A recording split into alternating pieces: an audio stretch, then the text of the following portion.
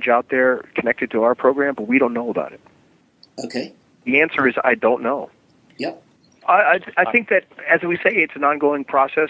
Hopefully, at the end of this 90-day lockdown, we'll get a little more information. Maybe we won't. It's difficult to say where the process is at right now because we've been locked out for so long. 90 days feels like a long time. That's why I said in the early part of the interview, when you're a lot of this is a waiting game. But when you say a lockdown, it's kind of interesting because you're still in touch with your source. If we start broaching a subject that is connected to the information that's sensitive, he goes, "Sorry, guys." Or I'll say, "Can I ask you this?" And he goes, "You may ask," and that means I'm not going to get an answer. Oh, I said, "Okay." Yeah, I understand.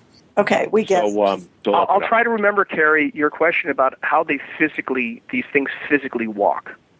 Okay. Yeah. I asked him. I asked our source on that though.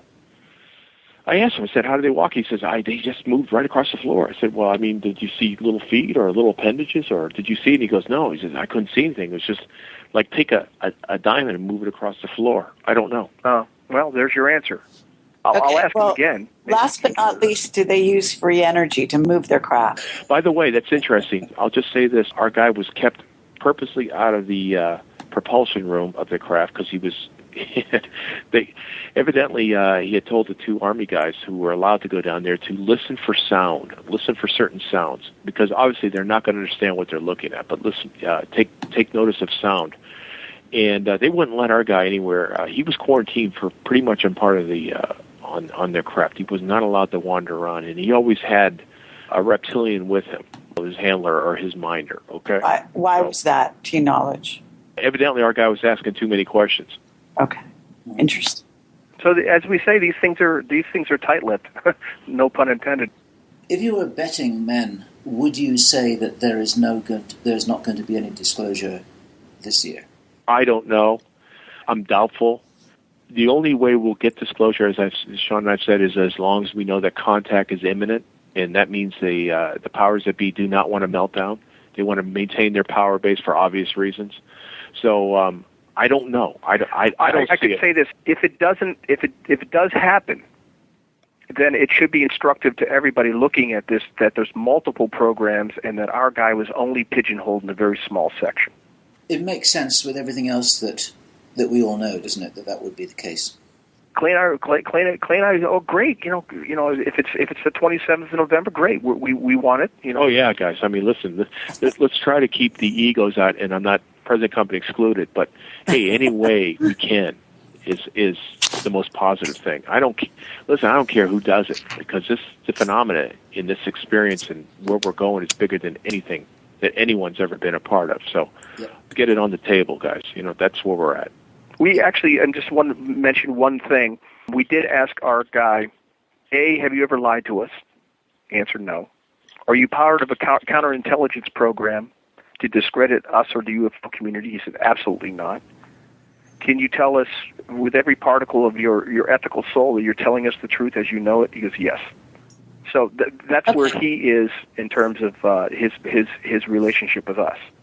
We hear you. Well, thank you very much, you guys. Hey, Carrie, Bill, outstanding. Listen, you guys I love your opening. I like the cheetah. I love the sound. I think you guys got a great format. I mean that. I really do. And I tell people about your show. I said, they've got everybody on. Well, you guys should be very proud of yourselves. You've done a fantastic job. You've shown a lot of courage. And just keep at it, guys. I think you guys are fantastic. Also, what I want to do is I want to tell. I told our guys. I said this is very instructive. Both Shawn and I said you got to watch the Greer Camelot interview. I said that needs to be passed up the chain of command, and that needs to get passed up. That needs to be seen by these guys because that's where they're at. Well, it's good to hear. Very good. Okay. All right. Okay, Carrie and Bill. Let's keep in close touch. You've been wonderful. It's really late at night here in Europe. This has been one of our longest interviews here, but we're going to shave it down as much as I can. It's a big challenge we've got to make this to make this sound reasonable. But we will do that, and give us about a week or so, and we'll get this out as fast as we possibly can do. And we'll keep in close touch. And thank you. I'm going to leave you guys with this one thing. We said to our guys, listen, you gave us a mandate to help push the UN information out. We did. Okay?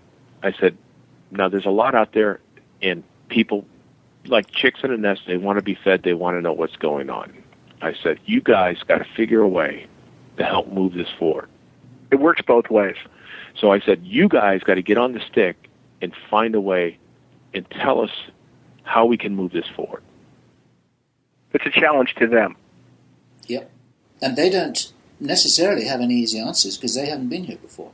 Yep, guys, it's a learning curve all around. At least within this program. Yeah, at least this program. I can't comment on other programs. Yeah, absolutely. We hear you.